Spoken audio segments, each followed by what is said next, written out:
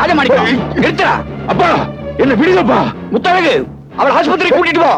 அப்பா ஒரு கட்டுமரக்காரன் ஒரு மீன்காரன் என் பொண்ணை கல்யாணம் பண்றதா? கேவலம் ஒரு ஏழை என் பொண்ணு கழுத்துல தாலி கட்டுறதா? அதுக்கப்புறம் நான் உயிரோட இருக்க மாட்டேன். என்ன விடுங்கப்பா.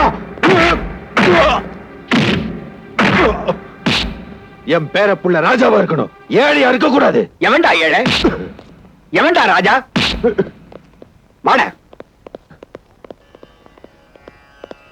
போட பாரா. இந்த செருப்பை நல்லா பாரு. நீ ஏழைங்களை அவமானப்படுத்தும் போதும் கேவலமா பேசும் போதும் இந்த செருப்பை பார்த்து தாண்டா என்ன நான் கட்டுப்படுத்திப்பேன். நீ ஒரு ராஜா, உங்க அப்பா ஒரு ராஜா, எங்க அப்பா ஒரு ராஜா. என் தாத்தா யாருன்னு உனக்கு தெரியுமா? ஒரு பேப்பர் பொறுக்கி பொறுக்கி 5 வயசுல கோணி பைய தோல்ல போட்டுக்கிட்டு தெரு தெருவா பேப்பரை பொறுக்கி அவர் வாழ்க்கையை ஆரம்பிச்சார். அவருடைய கடுமையான உழைப்பால ஒரு பேப்பர் மில்லுக்கு முதலாளி ஆனார்.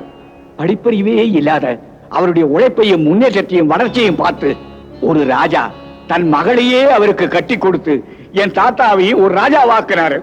அந்த ராஜா பேப்பர் பொறுக்கும் போது அவரை வளர்க்க அவருக்காக தேஞ்ச செருப்பு தாண்டா இது. யார் ஏழை யார் பணக்காரன்? பணக்காரன் ஏழையாகாம இருக்க முடியுமா?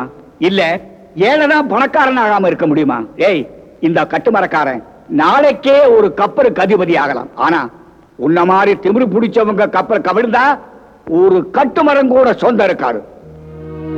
போன போய் மனுஷனா உன் மகளை போய் பாரு.